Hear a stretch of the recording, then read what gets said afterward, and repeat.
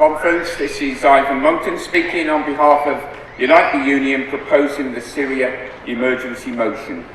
Conference, it's likely that very soon David Cameron will ask Parliament to authorise Britain to take military action in Syria, just 2 years after he last proposed it, and Labour, under Ed Miliband's leadership, forced him to back down. And let's remember, had Cameron won that vote, ISIL, the very people he now proposes to attack, would be even stronger today than they presently are. The Prime Minister is making it up as he goes along. This party must take a more measured view. We are witnessing a further human tragedy across the Middle East and Northern Africa as waves of people flee conflict in the region. The perilous journey made by tens of thousands of traumatised refugees and the horror of the conflict in Syria has become represented in the heart by the heart-rending image of a small boy's body washed ashore. There has been an outpouring of sympathy and action to help from ordinary people across our country. It has shamed Cameron into action, little and late as it is. We cannot allow this wave of human solidarity to be misused to drag this country into another Middle East war. The Sun has the audacity to carry a front page calling for military action with the headline, "For Elan." It seems that there's no disaster in the Arab and Muslim world for which Rupert Murdoch's answer isn't to drop more bombs.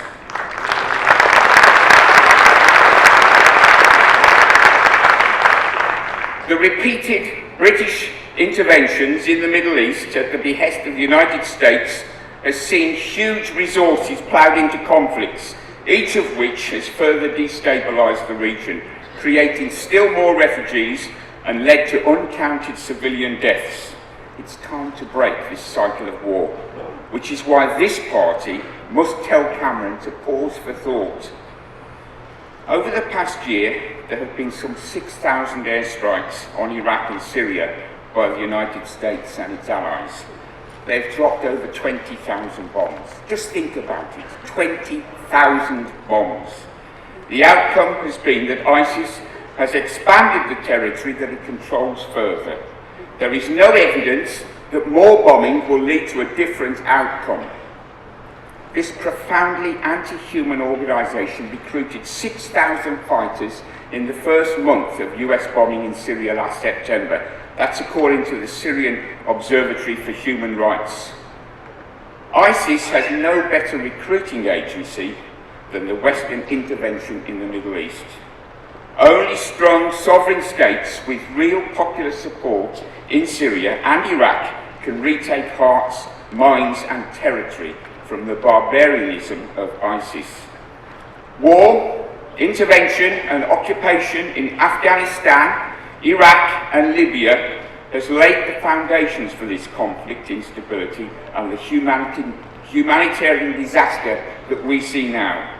Cameron's latest plan to have Parliament authorise Britain to take military action in Syria is taking place at the same time as there are renewed efforts to start the Geneva peace process. Now is not the time to blunder into a new war, another illegal war with untold human casualties, more death, destruction and chaos, creating more refugees. It's time to get behind diplomacy and end the Syrian civil war and empower the people of the region to confront ISIS and its allies.